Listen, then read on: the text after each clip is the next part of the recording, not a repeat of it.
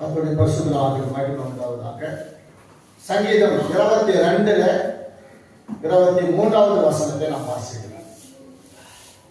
சங்கீதம் 22 23. கர்த்தருக்கு பயப்படுகிறவர்களே அவரை துதியுங்கள். யாக்கோபின் சந்ததியாரே நீங்கள் எல்லாரும் அவரை கனம் பண்ணுங்கள்.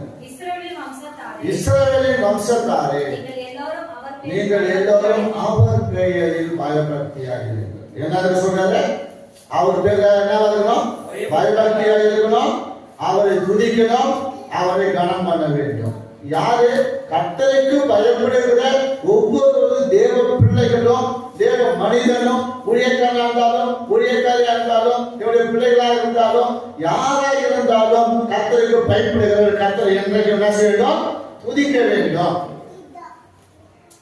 இஸ்ரவேலின் சொல்றார், இஸ்ரவேல் வம்சத்தாரே யாக்கோபின் சந்ததியாரே சொல்றார். அப்போ யாக்கோபின் சந்ததியாக இருக்கிற நீங்களும் நானும், இஸ்ரவேலின் வம்சத்துல பேராக இருக்கிற நீங்களும் நானும் கர்த்தரை கனம் பண்ணுகிறாய், கர்த்தருக்கு பயபக்தியாய் நாம் நடக்கிறதாய் காணப்பட வேண்டும். அதே சொல்லுமா?